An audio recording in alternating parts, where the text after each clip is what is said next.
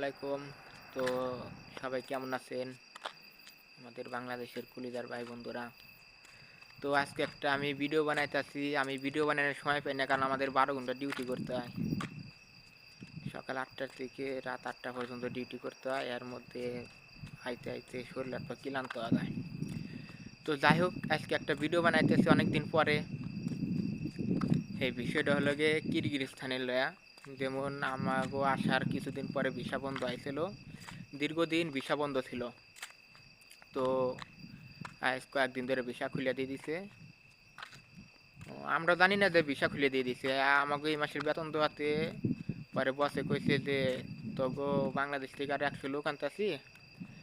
তো কিরগিজ তো আগে আমাকে ফ্যাক্টরি থেকে কোম্পানি কিরগিজ আগে না করে দিয়েছে, আরও 2 মাস আগে না করে দিয়েছে। কারণ আগে এই লোক আসার কথা ছিল, পরে হঠাৎ করে ভিসা বন্ধ হয়েছিল, পরে লোক আসতে পারে নাই।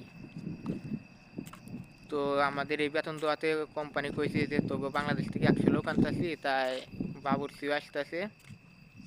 পরে আমাদের বাসার উপরে এখন ক্যান্টিন হবে। আগে একটু ক্যান্টিন দূরে ছিল আপনার।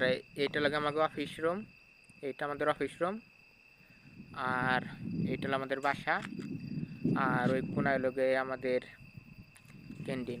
ওই দেখা গেলো 2-3 মিনিট লাগে ক্যান্টিনে যাইতে। এখন আমাদের উপরে দোতলায় ক্যান্টিন হবে।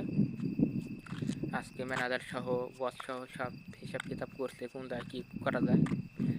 তো বিষয়টা হলো কি ভাই, দেখেন কিরগিজস্তানের অবস্থা যে ভালো তাও না, আবার খারাপ তাও না। দেখেন, কেউ দয়া করে দালালের চক্করে এজেন্সির চক্করে পড়া ও গার্মেন্টস ভিসা ছাড়া অন্য কোনো ভিসা আসবেন না ভাই, কেউ বলেও। আর এদিককার মালিকরা ভাই খুবই বিগ হাউস, খুবই ভালো। এই খারাপ এই ভালো, ভালো হিসাব করলে ভালো নাই, খারাপই।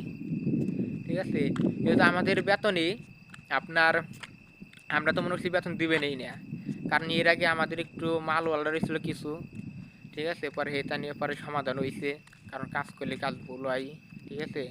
হেতা নিয়ে মনে করছিলাম মনে হয় বেতন দিবে না। পরে কোম্পানি, আমরা কাম বন্ধ করে দিয়েছিলাম, পরে কোম্পানি কইছে না তোরা কাজ কর, তোকে বেতনের কোনো সমস্যা নাই, নো প্রবলেম, আমি আসতেছি 20 কেক। তো আমাকে কোম্পানির 20 কেকও ব্যবসা আছে, কইছে না আমি 20 কেক থেকে আসি, তোকে বেতন দিচ্ছি।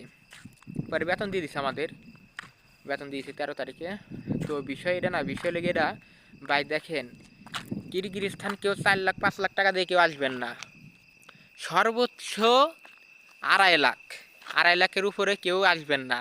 এখন একটু বেশি নিচ্ছে দালালরা, 4 লাখ 5 লাখ করে নিতে আছে, কষায়ের মতো গলা কাটতেছে মানুষের, বুঝছেন। আমরা এসেছি আপনার 3 লাখ কইরা, ঠিক আছে, আমরা এসেছি 3 লাখ করে। আর আমাদের সাথে যারা আইছে, আমরা তো 25 জন আইছি একসাথে, গ্রুপ ভিসা, ঠিক আছে, 25 জন আইছি।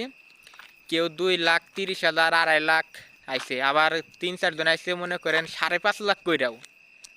দেখেন ভাই, এদিকে আবার বেতন হয় 200 জনের। কেমন, সিনিয়র গো এক বেতন, আবার জুনিয়র গো আর এক বেতন। যারা একটু নতুন হেল্পার হিসেবে নতুন কাজ মাজ বোঝে, মানে যে ট্রেনিং দিয়ে যারা আইছে, টেলার্সে ট্রেনিং দিয়ে যারা আইছে, তাকে বেতন আপনার $350।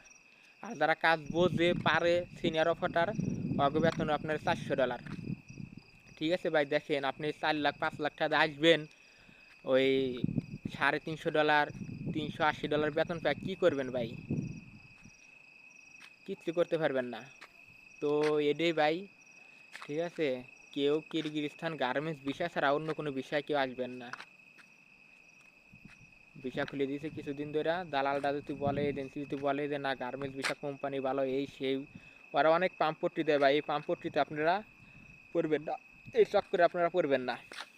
তো আসসালামু আলাইকুম। তো সবাই ভালো থাকবেন, খুদা হাফেজ।